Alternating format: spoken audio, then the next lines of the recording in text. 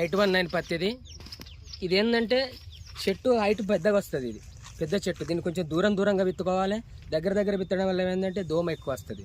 ఇది కొమ్మలు ఇంత కాగానే 5 ఫీట్లు కాగానే చుంచాలి. దీన్ని చుంచడం వల్ల ఏంటంటే కొమ్మలు ఎక్కువ వస్తాయి దీనికి.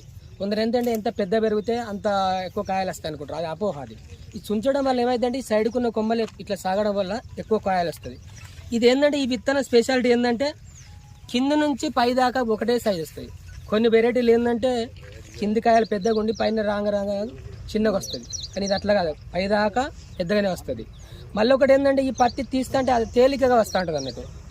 కూలీలు చాలా తక్కువ పడతారు. మిగతా వాళ్ళది ఒక 10 మంది పెడితే ఇది 7 మాత్రమే పడతారు. ఇది ఏంటంటే ఈ కాయలు 5 పచ్చాలు ఉంటాయి దీనికి. ఈ 5 పచ్చాలు ఏంటంటే ఏరినాక వెయిట్ ఎక్కువ వస్తుంది పత్తి. మిగతా పత్తి కంటే ఇంత గింజలు ఎక్కువ ఉంటాయి. గింజలు ఎక్కువ ఉండడం వల్ల ఈ పత్తి వెయిట్ ఎక్కువ వస్తుంది. రైతుకు కూడా ఇది దీనివల్ల లాభం. మళ్ళీ ఒకటి ఏంటంటే దీనికి ఆకు వెనక సైడు నూగు ఉంటుంది. నూగు అంటే ఒక బూరు. ఈ బూరులాగా ఉండడం వల్ల ఏంటంటే దోమ కానీ పేను కానీ ఆశించకుండా ఇది దీని మీద ఆడడం వల్ల ఏమైందంటే కుచ్చుకపోతూ ఉంటుంది అన్నట్టు దానికి.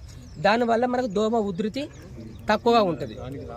దానికి మనకు దీనివల్ల ఏంటంటే ఒక 2 స్ప్రేలు తగ్గుతాయి. మనకు 2 స్ప్రేలు తగ్గడం వల్ల కూడా మనకు దిగుబడి పెరుగుద్ది, ఖర్చు తగ్గిపోద్ది. మళ్ళీ ఏంటంటే ఇది ఎంత వర్షాలు కొట్టినా తట్టుకుంటుంది, బాగా ఎండలు కొట్టినా తట్టుకునే వెరైటీ. కొన్ని వెరైటీలు ఏంటంటే ఎండలు కొట్టడం వల్ల అది మొగ్గలన్నీ రాలిపోతూ ఉంటాయి అన్నట్టు. ఇది అట్లాగా తట్టుకునే వెరైటీ అన్నట్టు. ఇది వర్షాలకు తట్టుకునే వెరైటీ, ఎండలకు తట్టుకునే వెరైటీ. ఇంత మంచి శ్రీరామ సీడరు. ఇది ఎకరాకు పోయిన సంవత్సరం శ్రీనివాసరెడ్డి 18 క్వింటాలు తీసాడు. ఇప్పుడు కూడా 18 క్వింటాలు దాటే అవకాశం ఉంది. ఇంత మంచి విత్తనాన్ని రైతులందరూ పెట్టుకోవాల్సిందిగా తెలియజేస్తున్నాను.